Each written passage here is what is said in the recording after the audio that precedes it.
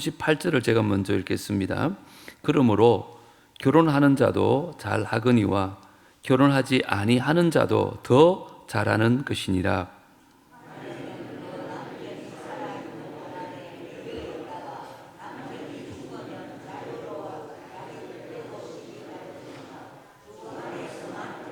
다 같이요. 그러나 내 뜻에는 그냥 지내는 것이 더욱 복이 있으리로다. 나도 또한 하나님의 영을 받은 줄로 생각하노라. 아멘. 오늘 말씀의 제목은 결혼생활과 재림신앙 이렇게 한번 잡아봤습니다. 지난 시간에 살펴봤듯이 사도 바울이 결혼생활에 대해서, 기독교인의 결혼관에 대해서 얘기를 마치면서 오늘 이제 7장 후반부에는 처녀 총각들 그리고 가부 호레비의 재혼에 대해서 말씀을 가르치고 있습니다. 그의 가르침을 한마디로 요약하면 그게 오늘 읽은 38절입니다. 그러므로 결혼하는 자도 잘하거니와 결혼하지 아니하는 자는 뭐라고요? 더 잘하는 것이니라. 한마디로 결혼이 죄는 아니지만 결혼하지 않는 것이 더 좋다 이렇게 얘기를 합니다. 여러분 가운데 이 말씀을 딱 읽으면서 내가 20대에 이 말씀을 알았더라면 지금 같은 왼수 같은 남편이나 아내하고 엮이지 않았을 터인데 아마 그렇게 생각하는 분들, 너무 늦었다 이런 분들 계실지 모르겠는데, 많은 사람들이 역사적으로도 보면 불행한 결혼 생활 때문에 결혼은 바보 같은 짓이다 이렇게 결론을 내린 사람들도 많습니다. 자, 그러면 한번 물어보겠습니다. 결혼하지 아니하는 자가 더 낫다고 사도 바울이 말했잖아요. 그러면 사도 바울도 이 결혼 비관론자이기 때문에 이런 얘기를 한 것일까요? 그건 아니에요. 왜냐하면 에베소 5장에 보면 사도 바울이요, 결혼이 얼마나 축복된 관계인가를 이미 말씀했고요. 특별히 결혼은 하나님께서 직접 제정하신 축복스러운 제도입니다. 그렇기 때문에 바울이 그걸 반대한다는 것은 생각할 수도 없는 일이에요. 자, 그러면 바울은 왜 될 수 있으면 결혼하지 말고 혼자 사세요 이렇게 얘기를 하는 걸까요? 오늘 제목에 힌트가 있는데 바로 바울의 종말론적인 신앙 때문에 그렇습니다. 바울은요, 이 확고한 재림신앙을 갖고 있었어요. 그래서 다시 오실 예수 그리스도, 그분을 준비하는 삶을 살아야 되는데, 그래서 결혼은 참 좋은 것이지만 나는 온전히 하나님 나라를 준비하는 일에 내 온 삶을 바치기 위해서 결혼하지 않겠다. 그게 나쁘다는 뜻이 아니에요. 그러면서 여러분 가운데도 그렇게 할 수 있는 분들은 그렇게 하십시오 이렇게 얘기를 하는 거죠. 만약에 바울처럼 아무도 결혼 안 하면 생육하고 번성하는 일에 하나님 명령을 거스르기 때문에 그럴 수 없는 거잖아요. 물론 바울의 결혼관이 모든 사람에게 적용되어지는 건 아니에요. 성경은 독신은 은사라 그러거든요. 은사란 말은 특정인에만 해당된다는 거거든요. 자, 그러면 아니 오늘 본문이 독신의 은사가 있는 특정인들에게 해당되는 본문인데 오늘 이 본문 우리가 다뤄야 될 이유가 있을까요? 아니 모든 성경은 하나님의 감동으로 된 것으로 교훈과 책망과 바르게 함과 의로 교육하기에 유익하다 했잖아요. 그러면 분명히 오늘 본문을 통해서도 우리에게 들려주고 싶은 하나님의 메시지가 있다는 말이잖아요. 그게 뭘까요? 그게 중요한 거예요. 오늘 바울이 말하는 핵심적인 교훈은 결혼하자 말자가 아니에요. 우리도 종말론적 신앙을 갖고 살아야 된다. 결혼하고 안 하고가 문제 아니라 결혼 생활뿐 아니라 우리의 모든 삶의 영역에서 다시 오실 주님을 바라보면서 그렇게 살아야 한다. 여러분, 재림신앙이라는 것은요, 너무 과해도 사실은 문제가 있습니다. 하지만 더 큰 문제가 뭔지 알아요? 재림신앙을 아예 쓰레기통에 던져버리고 사는 것. 다시 말하면 재림신앙이 느슨해지면 우리의 신앙생활에 엄청난 어려움이 있습니다. 그래서 오늘 사도 바울이 그런 말 하는 거예요. 예수 믿지 않는 사람과 예수 믿는 사람의 차이가 뭘까요? 사도 바울은 그런 말 하는 거예요. 우리가 정말 예수 믿는 사람이라면 이 재림 신앙을 가져야 된다. 그렇지 않으니까 믿는 사람이든 믿지 않는 사람이 별반 다르지 않다.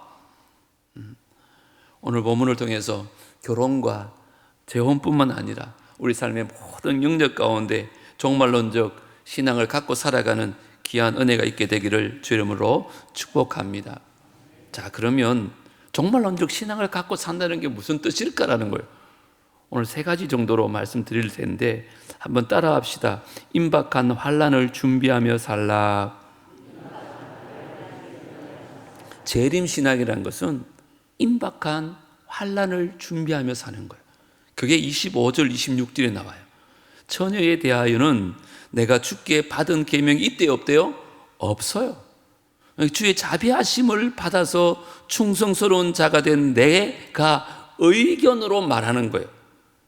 내 생각에는 처녀들입니다. 이것이 좋으니 곧 임박한 환난으로 말미암아 사람이 뭐요? 그냥 지내는 것이 좋으니라. 바울은 처녀 총각의 결혼 문제에 대해서 질문을 받고는 개인적인 의견은 임박한 환난을 생각하면 결혼하지 아니하고 독신으로 사는 게 더 좋을 것 같다. 이거는 하나님의 뜻이 아니라 그냥 내 생각이다. 이렇게 말을 하는 거예요. 자, 그럼 여기 하나 좀 보고 싶은 게 임박한 환난이 뭘까요? 우리 예수님께서 마태복음 이렇게 말한 적이 있습니다. 이는 그때에 큰 환난이 있겠습니다. 창세로부터 지금까지 이런 환난이 없었고 후에도 없으리라. 예수님이 온 인류가 다가올 그 대환난과 마지막 심판에 들 준비하기를 원하셔서 이 말씀을 한 거예요. 근데 불행하게도 재림할 때도 많은 사람들은 아무런 준비 없이 세상의 재미에 빠져 있다가 멸망하게 될 것이라고 예수님은 말씀을 이어서 합니다. 누가복음 17장에 보세요. 노아 때에 된 것과 같이 인자의 때도 그러하리라. 노아가 방주에 들어가던 날까지 사람들이 뭐 했어요? 먹고 마시고 장가들고 시집가더니 홍수가 나서 결국 그들은 다 멸망당했다. 이렇게 말합니다. 노아의 심판 때도요, 사람들이 노아의 경고를 다 무시합니다. 그리고 먹고 마시고 장가가고 시집가는 이 세상의 일에만 눈이 멀어가지고 환난을 준비하지 못한 거예요. 그래서 다 멸망한 것처럼 예수님이 이렇게 말하는데, 예수님 분명히 다시 온다고 말했는데도 불구하고 많은 사람들이 세상 재미에 빠져가지고 예수님 맞을 준비를 하나도 못하고 있다가 결국은 노아 시대처럼 다 멸망당하게 된다는 거예요. 어느 여집사님이 하루는요, 꿈을 꾸셨대요. 자기가 큰 십자가를 질질 끌고 가는 꿈을 꾸신 거예요. 근데 그게 너무 무거워서 예수님께 기도를 했어요. 주님, 이 십자가가 너무 크고 너무 길고 너무 무거워서 제가 도저히 지기가 힘듭니다. 조금만 짧게 해주시면 안 되겠습니까? 우리 예수님 마음이 좋으셨나 봐요. 꿈이에요, 꿈. 예수님이 그 기도를 들으시고 십자가를 좀 잘라주셨대요. 처음에 좀 가벼운데 또 지다 보니까 또 무거운 거예요, 여전히. 예수님, 조금만 더 짧게 해주세요. 예수님이 또 잘라주셨어요. 이렇게 몇 번을 반복하다 보니까 아예 십자가가 한 손으로 들어올 만큼 이제 너무 가볍고 들고 다닐 수 있는 좋은 십자가 된 거예요. 그래서 휘파람을 막 불면서 가는데 가다 보니까 앞에 넓은 강이 하나 놓여 있는 거예요. 다른 사람들은 자기들이 메고 온 긴 십자가를 강 위에 놓고는 십자가를 다리 삼아 그 강을 건너는 거예요. 그리고는 건너가고 나면 그 십자가가 사라지더래요. 문제는 자기 십자가가 너무 작은 거예요. 그때 깨달은 거예요. 그 다리를 건너기에는 십자가가 너무 불충분했던 거예요. 꿈입니다. 주님, 내가 잘못했습니다. 전 이제 어떻게 해요? 막 울다가 자기 울음소리에 꿈을 깼다는 간증을 들은 적이 있습니다. 여러분은 오늘 어떤 십자가를 지고 예수님을 따르고 계십니까? 예수님이 돌아가신 그 크고 긴 십자가입니까? 아니면 여기도 자르고 저기도 잘라가지고 주머니에 넣고 다닐 만큼 너무 손쉽고 편안하고 작은 십자가는 아닙니까? 이 세상에서 장가가고 시집가는 거 중요합니다. 먹고 사는 문제 중요합니다. 그러나 이것보다 더 중요한 것이 있다고 말하는 거예요. 뭐요? 우리의 십자가를 지고 예수님을 온전히 따라가는 것임을 믿으시기를 주님으로 축복합니다. 그게 종말을 준비하는 사람이에요. 27절, 28절 계속 한번 볼까요? 같이 읽어보겠습니다. 시작. 네가 아내에게 매였으나 노이기를 구하지 말며 아내에게서 노였으나 아내를 구하지 말라. 그러나 장가 가도 죄 짓는 것이 아니요 처녀가 시집 가도 죄 짓는 것이 아니로되 이런 이들은 육신의 고난이 있으리니 나는 너희를 아끼노라. 무슨 말일까요? 결혼한다고 해서 죄 짓는 건 아니야. 너희들이 만약 이 세상 일에 한눈 파느라고 그냥 장차 다가올 환난을 준비하지 못한다면 엄청난 고난이 너에게 임할 거야. 그래서 나는 아비 심정으로 너희를 아끼는 마음으로 권하는 거야. 다가올 환난과 그 예수님의 재림을 준비하는 삶을 살아야 돼.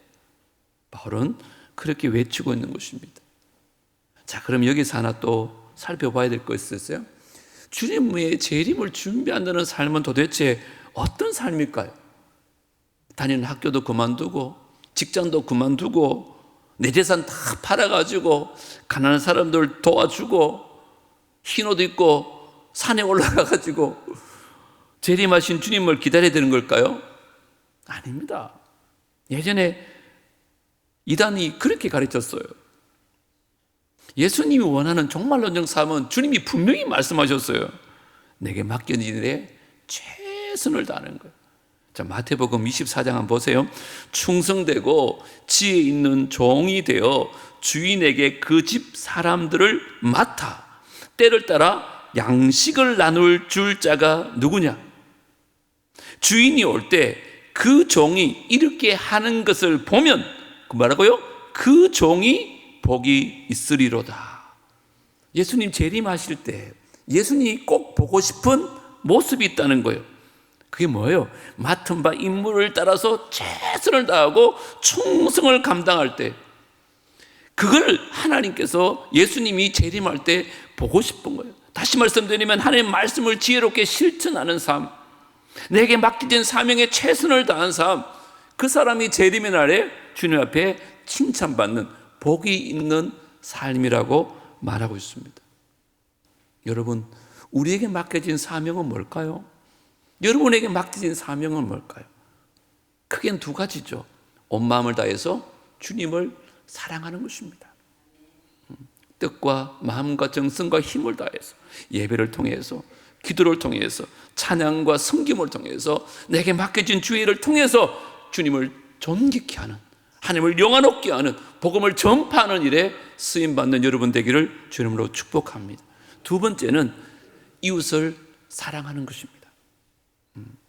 그들에게 복음을 전하고 주의 사랑을 나누고 그들을 기쁨으로 섬김으로 말미암아 우리의 이웃을 내 몸처럼 사랑하는 것, 이것 또한 하나님께서 우리에게 주신 사명입니다. 그리고 각자 교회에서 맡은 사명도 있을 것입니다. 우리가 예수님의 재림을 준비한다는 것은 바로 이런 것입니다. 그런데 보면 대부분 세상 일 다 하고 남은 시간, 남은 에너지 가지고 소위 찌꺼기 시간으로 하나님을 섬기려는 사람이 있습니다. 우선순위가 세상이 되어버렸어요. 교회 일과 세상 일이 겹치면 여러분, 뭐가 여러분 삶의 우선이에요? 대부분요, 세상이 우선이더라고요. 내가 다른 스케줄이 있었어, 다른 일이 있었어, 다른 데 바빠서. 이게 장가가고 시집가고 세상에 빠졌던 사람의 모습일 거예요. 이제 그러지 말아야 돼요. 나에게 가장 귀한 시간, 나에게 주신 힘과 에너지를 가지고 주님 주신 사명을 충성히 감당하는 저와 여러분 되어질 수 있게 되기를 주님으로 축복합니다. 이게 재림신앙이에요. 자, 두 번째, 영원히 남을 것을 위해서 살라는 것입니다. 한번 따라 합시다. 영원히 남을 것을 위해 살라. 다시 말하면 남는 게 있고 영원하지 않은 게 있어요. 근데 대부분 사람들은 영원하지 않을 것을 위해서 산다는 거예요. 자, 29절부터 보세요. 형제들아, 내가 이 말을 하노니 그때가 단축하여진 거로. 주님 오실 날이 멀지 않았어요. 이후부터 안에 있는 자들은 없는 자같이 하며, 우는 자들은 울지 않는 자같이 하며, 기쁜 자들은 기쁘지 않은 자같이 하며, 매매하는 자들은 없는 자같이 하며, 세상 물건을 쓰는 자들은 다 쓰지 못하는 자같이 하라. 이 세상의 외형은 뭐라고요? 지나감이니라. 여기 인간의 삶의 모습을 5가지로 설명하고 있어요. 이 요지가 뭐냐? 세상 것들은 다 지나간다. 그렇기 때문에 거기 목숨 걸지 마라. 사도 바울은 그렇게 말합니다. 첫 번째가 뭐였어요? 안에 있는 자들은 없는 자같이 하라. 이 말은 무슨 말일까요? 아내를 무시하고 아내를 외면하고 그렇게 살라는 말일까요? 아닙니다, 여러분.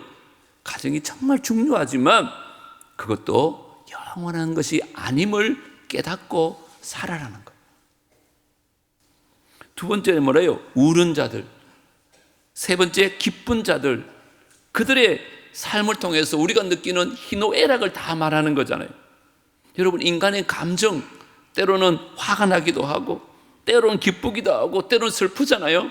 근데 사도 바울은 뭐라고 해요? 그것도 잠시 지나가는 것이다. 그래서 우리의 감정에 너무 이끌려서 삶을 허비하지 마라. 사도 바울은 그렇게 말하는 거예요. 네 번째, 매매하는 자들. 다섯 번째, 세상 물건을 쓰는 자들. 이것은 세상에서 우리가 사업을 하고 돈을 벌고 또 내가 좋아하는 물건을 사고 내가 좋아하는 일을 하면서 이 인생을 즐기고 만끽하는 걸 의미하는 거예요. 그러나 이 세상 것들은 영원한 쾌락과 만족을 주지 못한다는 거예요. 잠시 있다가 사라지는 신기루와 같은 거라는 거죠. 그렇기 때문에 이 세상에서 만족을 느끼지 말고 그 내 인생을 그게 탕진하지 마라. 바울은 그렇게 말합니다. 그래서 자기는 장가를 안 간대요. 31절 보세요. 뭐라 그래요? 이 세상의 외형은 지나간다. 혹시 영어 성경 있나요? 여기 외형은 영어로 패션입니다. 패션. 더 쉽게 말하면 유행이에요. 유행. 유행이 잠시 있다가 지나가듯이 이 세상의 만족과 쾌락도 잠시 있다가 지나가는 것이다. 왜 그런데 있다가 없어질 거기에 너희들 목숨을 거느냐? 그림자를 잡으려고 온 인생 탕진하지 마라. 영원히 있을 하늘나라에 소망을 두고 살아라. 솔직히 이 말씀 앞에 자유로운 사람 있나요?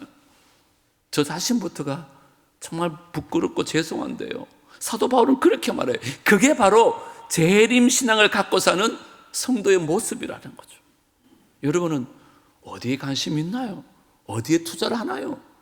그래서 예수님이 사도 바울이 고린도후서에 이렇게 말합니다. 우리가 잠시 받는 환난에 경한 것이 지극히 크고 영원한 영광에 중한 것을 우리에게 이루게 함이니 우리가 주목하는 것은 뭐라고요? 보이는 것이 아니요 보이지 않는 것이니. 왜요? 보이는 것은 잠깐이요 보이지 않는 것은 영원함이라. 우리는 무엇을 바라보며 살고 있습니까? 솔직히 눈에 보이는 것에 주목하고 그런 것들만 신경 쓰고 계시는 거 아닌가요? 정말 눈에 보이지 않는 영원한 것에 이런 마음이 가 있습니까? 마태복음에 예수님이 이렇게 말합니다. 너희를 위하여 보물을 땅에 쌓아두지 말라. 이제 그러면 저금도 하지 말고 그러란 말일까요? 아닙니다, 여러분. 거기는 조음과 동록이 해하며 도둑이 구멍을 뚫고 도둑질하느니라. 오직 너희를 위하여 보물 어디서 하라고요? 하늘에 쌓아두라. 왜 그럴까요? 거기는 조음이나 동록이 해하지 못하며 도둑이 구멍을 뚫지도 못하고 도둑질도 못하느니라. 예수님 말씀의 내용은 그거예요. 제발 너희들 조음 썰고 녹 썰고 도둑이 훔쳐가는, 결국은 다 없어질 이 세상에 우리의 모든 것을 두지 마라. 그와 반대로 영원히 없어지지 않을 저 하늘나라, 저 천국에 우리의 보물을 쌓아두라, 이렇게 말합니다. 여러분, 우리가 죽은 후에 가져갈 수 있는 게 있을까요, 없을까요? 아무것도 없습니다. 장례식장에 혹시나 뒤에 막 트레일러 끌고 가는 분 본 적 있습니까? 아무도 없습니다. 아무것도 못 가져가. 그런데요, 죽기 전에, 죽은 후에는 못 가져가는데 죽기 전에 미리 보낼 수 있는 방법이 있는 거 아십니까? 영적 택배 그러듯이 영적 계좌이체가 있어요. 그게 사도 바울이 말하는 거예요. 하나님 나라와 복음을 위해 쓴 것들, 이것들은요 천국 은행에 자동으로 입금이 되고 하나님께서 그것을 예비하고 받아주신다는 거예요. 믿으시기 바랍니다. 그래도 별로 입금할 마음이 없으신 것 같은데요. 여러분 시간, 여러분의 섬김, 여러분의 기도, 여러분의 예배, 여러분의 전도, 이 모든 것들이 주를 위해 사용할 때마다 하나님은요 우리의 이름으로 예금을 받고 있는 거예요. 그래서 저 천국 가면요 그 예금 통장에 예금이 많은 사람이 있고 빈 털털이 통장, 마이너스 통장이 있을 수도 있어요. 여러분은 지금 얼마쯤 하늘나라 통장에 예금된 것 같아요?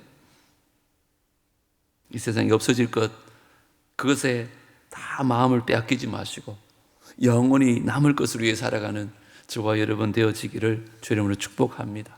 이게 재림신앙을 가진 사람이에요. 마지막 세 번째 한번 따라 합시다. 주를 기쁘시게 하는 삶을 살자. 사도 바울이요 결혼하지 않기로 결심한 이유 중에 한 게 뭐냐? 결혼하지 않으면 자기는 하나님만 기쁘시게 할 수 있을 것 같다. 이게 사도 바울의 자기의 결혼관이에요. 결혼하면 가족이 있고 아내가 있기 때문에 시간이나 물질이나 어쩔 수 없이 아내를 기쁘시게 해야 되고, 그러다 보면 내 마음이 나뉘어질 것 같다는 거예요.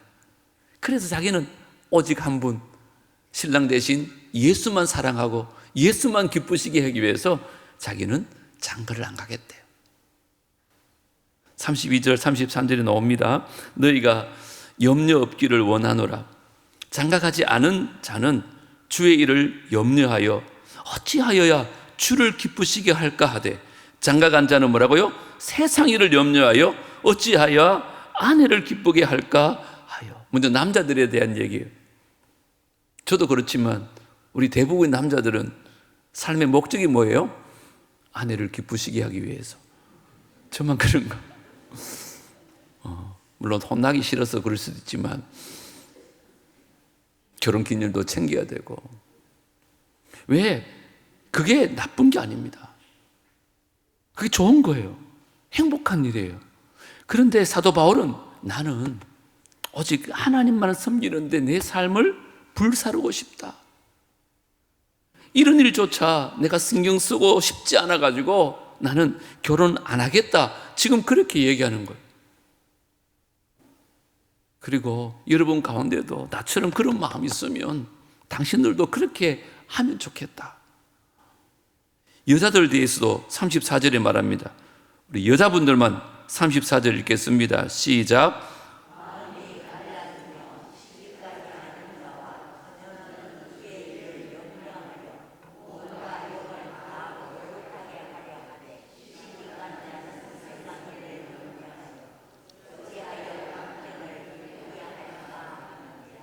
여자들도 싱글로 있으면 자기 가고 싶은 데도 가고 뭐 금요 기도에도 오고 성경 공부도 다 할 수 있잖아요.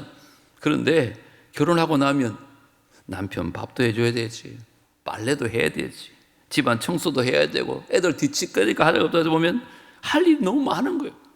바울이 그 말하는 거예요. 하나님만 온전히 섬기기 위해서 결혼을 포기하고 싶은 마음이 있으면 그렇게 하는 게 좋겠다. 그러면서 35절 이렇게 말합니다.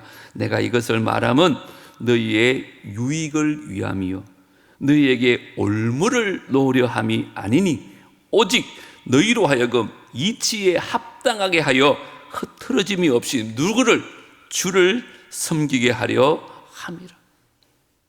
바울의 독신 예찬론은 모든 사람이 따라야 되는 올무나 법칙이 아니라는 거예요. 그냥 흐트러짐이 없이 온전한 마음으로 주님만을 섬기기를 원하는 한 가지 방법이라고 말하고 있어요. 여러분, 물론 싱글이라고 다 하나님을 전심으로 섬기는 거 아니에요. 또 결혼했다고 해서 하나님 열심히 못 쓰는 것도 아닙니다. 결혼해서 남편과 아내가 서로 힘을 합해서 더 잘 섬기는 부부들 우리 교회 안에도 많습니다. 그러므로 결혼하고 안 하고가 중요한 것이 아니라 내가 처해 있는 상황에서 최선을 다해서 주를 기쁘시게 하는 삶, 이게 바로 마지막 재림의 신앙을 준비하는 거예요. 여러분, 하와가 아담 이후에 창조되어졌습니다. 왜 하나님께서 하와를 창조하셨을까요? 두 가지 이유입니다. 첫 번째는 아담이 홀로 있는 것이 보기 좋지 않았습니다. 너무 외로워 보였습니다. 그래서 안쓰러워가지고 하와를 만들었습니다. 이게 결혼의 목적일 수 있습니다. 혼자 사는 것이 너무 외롭고 힘들어서 결혼을 하는 것 나쁜 거 아닙니다. 그런데 정말 하나님께서 원하시는 두 번째 목적이 있습니다. 하나님께서 어떤 배필로 만들었다 그래요? 바가지 끓는 배필? 등 긁어주는 배필? 왜 그래 요즘 바가지만 긁으세요? 돕는 배필이라 그랬는데 뭘 도우는 것일까요? 지금 아담이 하고 있는 일을 도우라고 하와를 만든 거예요. 지금 아담이 하고 있는 일은 뭘까요? 하나님이 지어진 에덴 동산을 관리하고 다스리고 있는 일을 하라고 사명을 더 잘 감당할 수 있게 하려고 하와를 만들었어요. 그 일을 돕기 위해서 아내를 만든 거예요. 이게 태초에 가정을 만드신 이유예요. 종합해서 이야기하면 결혼의 목적은요, 나의 행복만이 아니라는 거예요. 물론 그거 중요해요. 하지만 하나님이 더 중요시하는 것은 결혼을 통해서 하나님의 영광을 위해서, 하나님 주신 사명을 더 잘 감당하기 위해서 둘이 한 몸을 이루어서 하나님의 일을 섬기라는 거예요. 나의 쾌락과 나의 만족, 나의 행복을 위해서 결혼하는 것이 목적이 아니라 오히려 그것은 불행을 초래할 수밖에 없습니다. 왜요? 자꾸만 요구하거든. 그러나 나의 만족을 위해서 결혼하는 것이 아니라 하나님의 영광을 위해서 우리가 주 안에서 하나 되어서 주님이 맡겨주신 사명을 잘 감당하기 위해서 내가 당신을 섬기겠습니다. 이런 결혼이라면 하나님께서 기뻐하시는 결혼 생활 되시고 그 가정을 통해서 하나님 영광 받으실 줄 믿습니다. 꼭 기억하십시오. 결혼의 목적은 초혼뿐만 아니라 재혼도 다 마찬가지입니다. 자, 39절 40절에 분명히 나와 있습니다. 아내는 그 남편이 살아있는 동안에 매여 있다가 남편이 죽으면 자유로워 자기 뜻대로 시집갈 것이나 주 안에서만 할 것이라. 그러나 내 뜻에는 그냥 지내는 것이 더 복이 있으리로다. 나도 또한 하나님의 영을 받은 줄로 생각하노라. 바울은 마지막으로 재혼에 대한 얘기를 하는 거예요. 바울의 재혼에 있어서 성경은 자유롭게 선택할 수 있다, 이렇게 얘기합니다. 결론적으로. 그런데 한 가지 조건이 있는데 그게 뭐래요? 주 안에서 재혼을 하라는 거예요. 이 말은 크게 두 가지 의미입니다. 초혼이나 재혼도 마찬가지입니다. 결혼이 나의 기쁨과 만족을 위해서 하는 것이 아니라 하나님의 영광과 하나님의 기쁨을 위해서 해야 된다는 말이 주 안에서 하라는 거예요. 근데 두 번째 또 다른 의미가 뭘까요? 믿는 자와 결혼하라는 거예요. 주 안에서만 결혼하라는 말은. 고린도후서에 나오잖아요. 너희는 믿지 않는 자와 멍에를 함께 매지 말라. 의와 불법이 어찌 함께하며 빛과 어둠이 어찌 사귀며 그리스도와 벨리알이 어찌 조화되며 믿는 자와 믿지 않는 자가 어찌 상관하며. 그래. 성도가 가치관과 삶의 목적이 다른 불신자가 결혼하게 되면 온전히 하나 될 수가 없어요. 생각과 견해와 신앙 차이 때문에 반드시 많은 갈등을 겪게 되어 있어요. 여러분 가운데도 그런 분들 계시잖아요. 특별히 결혼은 궁극적으로 목적이 다르기 때문에 영적으로도 너무너무 힘들어요. 믿지 않는 사람이 결혼하는 것과 믿는 사람이 결혼하는 목적이 다르거든. 그래서 성경은 인간적인 사랑으로 불신자하고 결혼하지 말라. 물론 이미 결혼했다면 그것 때문에 이혼하지 말라, 그렇게 이야기하고 있어요. 여하튼 우리가 무엇을 하든, 소위 결혼을 하든 독신을 있든 뭐 재혼하든 아니면 이혼의 유혹이 있든지 간에 그 모든 것이 하나님의 영광을 위해서 해야 된다는 거예요.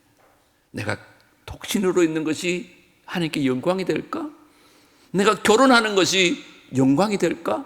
내가 재혼하는 것이 영광이 될까? 내가 이혼하는 것이 과연 하나님께 영광이 될까? 그렇게 생각하라는 거예요. 왜냐하면 그것이 우리 삶의 궁극적인 목적이기 때문에 그래요. 신앙생활의 목적뿐만 아니라 삶의 궁극적인 목적이 그래요. 우리 고린도전서 10장 31절 마지막으로 다 같이 한번 읽어볼까요? 시작. 그런즉 너희가 먹든지 마시든지 무엇을 하든지 다 하나님의 영광을 위하여 하라. 아멘. 이게 우리 삶의 결론이에요. 먹든지 마시든지 무엇을 하든지 우리의 삶의 결혼 생활뿐만 아니라 우리의 삶의 모든 영역 안에서 하나님의 영광을 위해서 하는 거예요. 한번 들어보셨겠지만 러시아 속담에 이런 속담이 있다고 해요. 바다에 나갈 때는 한 번 기도하고 전쟁에 나갈 때는 2번 기도하고 결혼할 때는 3번 기도해라. 결혼은 그만큼 중요합니다. 하나님께서 짝지어 주신 것을 인간이 나눌 수 없습니다. 이제라도 우리가 기도하는 마음으로 정말 하나님 말씀에 순종해서 하나님의 영광을 위해서 모든 걸 결정할 수 있는 우리 모두가 되어지기를 주님으로 축복합니다. 주님 곧 오십니다. 반드시 오십니다. 그때 우리가 준비해야 될 게 있습니다. 임박한 환난을 준비하며 살라는 것입니다. 이 땅에 잠시 있다 없어질 것이 아니라 영원히 남을 것을 위해서 살라는 것입니다.